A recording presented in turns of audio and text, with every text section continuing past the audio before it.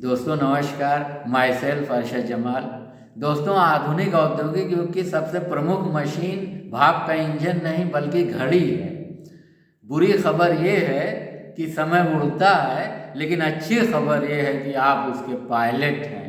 बुरी खबर ये है कि समय उड़ता है, लेकिन अच्छी खबर ये है कि आप उसके पायलट हैं। दुनिया बहुत तेज़ी से बदल रही है। अब बड़े छोटों को नहीं हराएंगे, बल्कि तेज़ धीमों को हराएंगे। आप कैसे कह सकते हैं कि आपके पास पर्याप्त समय नहीं है, जबकि आपके पास भी एक दिन में उतने ही घंटे हैं जितने विद्वान Michael Angelo, mother Teresa, Louis Pasteur, अरस्तु और सुकरात के पास थे और आइंस्टीन के पास थे। तो आप कैसे कह सकते हैं कि आपके पास समय की कमी है?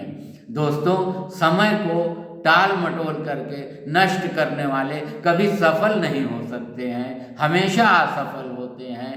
एक बार Steve Jobs, the founder of Apple company, ने कहा था कि सुकरात के साथ एक दोपहर बिताने के लिए मैं अपनी सारी टेक्नोलॉजी दे दूंगा।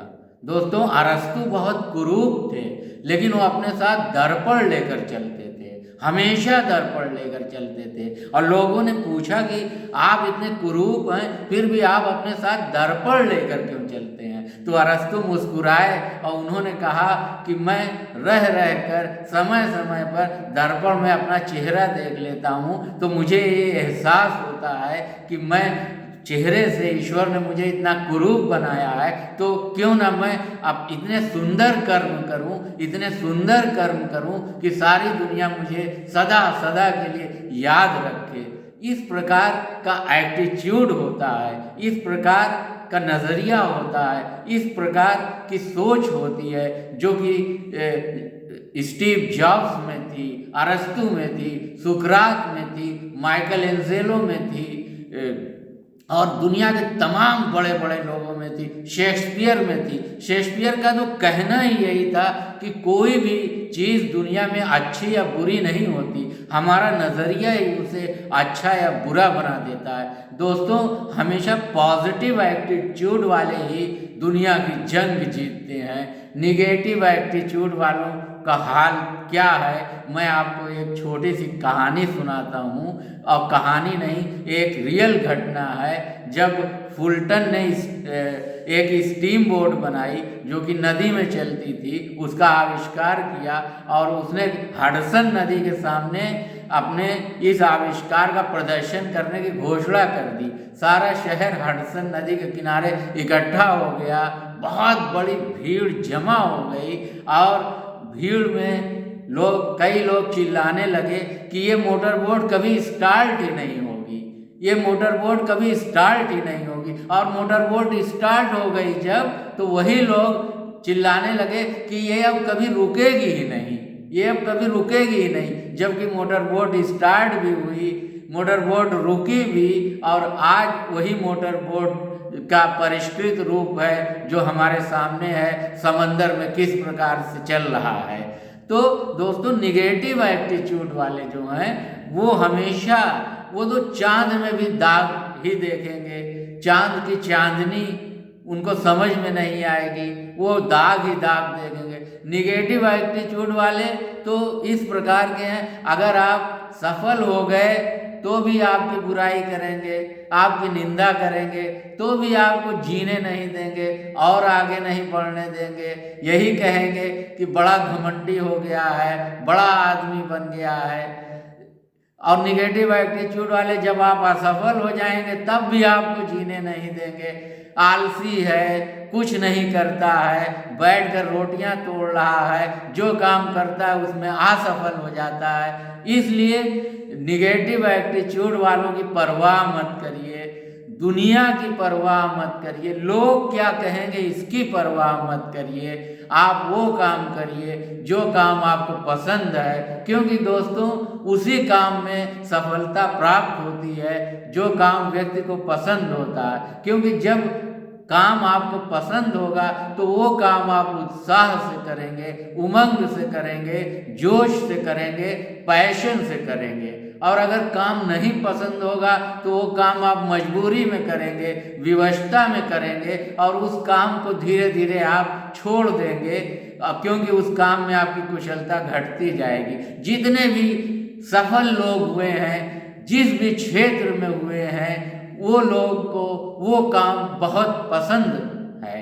एलन मस्क अगर आज प्रौद्योगिकी में, टेक्नोलॉजी में सबसे आगे हैं, दुनिया के सबसे अमीर आदमी बन गए हैं, तो क्योंकि उन्हें वो काम पसंद है। वो तो साइंस की पढ़ाई भी नहीं की, किताबें पढ़ पढ़ के रॉकेट साइंस पढ़ लिया और इतनी बड़ी स्पेस एक्स कंपनी बना दी, जो कि बड़ी बड़ी सरकारें उनका स्पेस एक्स कंपनी को किराए पर लेती हैं, अपने अपने उपग्रह छोड़ने के लिए उनके रॉकेट लॉन्चर को किराए पर लिया जाता है। तो कोई सोच भी नहीं सकता। आज एलन मस्क कह रहे हैं कि मैं मंगल ग्रह पर कॉलोनी बसा दूंगा, इंसानों की कॉलोनी बसा दूंगा। और जब वो कह रहे थे कि मैं स्पेस एक्स ऐसी कंपनी बनाऊंगा कि सारे देशों की सरकारें मेरे लॉन्चर को किराए पर लेंगी, मेरे रॉकेट लॉन्चर पैड को किराए पर लेंगी, और आज वही हो रहा है। और अब वो कह रहे हैं कि मैं मंगल ग्रह पर ह्यूमन कॉलोनी बसाऊंगा।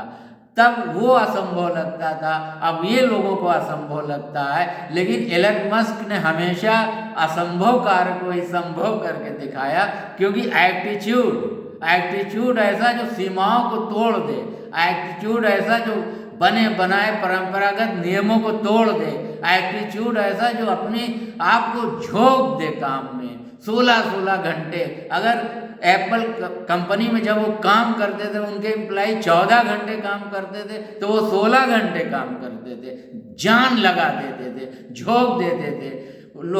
लोगों ने कहा कि इतना पतला फोन तो बन नहीं सकता। उन्होंने कहा कि बना के दिखाओ, मुझे चाहिए तो चाहिए। इंजीनियर्स ने जवाब दे दिया कि नहीं बन सकता। उन्होंने कहा मैं सीईओ हूँ और मेरे ऑर्डर्स को मानो और बनाओ, रात दिन मेहनत करो, लेकिन मुझे ऐसा ही फ़ोन चाहिए। और एप्पल का वही फ़ोन सारी दुनिया में उसने धूम मचा के रख दी। तो दोस्तों, एटीट्यूड ऐसी चीज़ है जो व्यक्ति को बहुत आगे ले जाता है, एटीट्यूड पॉजिटिव होना चाहिए। प्रत्येक परिस्थिति में लड़ने की क्षमता, प्रत्येक परिस्थिति में कार्य करने की क्षमता, प्रत्येक विपरीत परिस्थिति में हिम्मत बांधने और बंधाए रखने की क्षमता, तब व्यक्ति सफल होता है, तब व्यक्ति स्टीव जॉब्स बनता है, तब एलन मस्क का जैसा व्यक्ति दुनिया में छा जाता है, तब मुकेश अंबानी जैसा व्यक्ति बनता है। तो अपने नीचे से ग्राउंड से उठकर टॉप पर जाने के लिए एटीट्यूड ऐसा होना चाहिए, एटीट्यूड शेर की तरह होना चाहिए कि मैं किंग हूँ। महसूस होना चाहिए कि मैं किंग हूँ, मैं जीत लूँगा दुनिया को, मैं जो सोच रहा हूँ वो सही है और मैं उसे इम्प्लीमेंट करके दिखा दूंगा, अपने सपनों को सच करके दिखा दूंगा। एटीट्यूड ऐसा होना चाहिए दोस्तों। आज का सीक्रेट ऑफ सक्सेस यही है। बहुत बहुत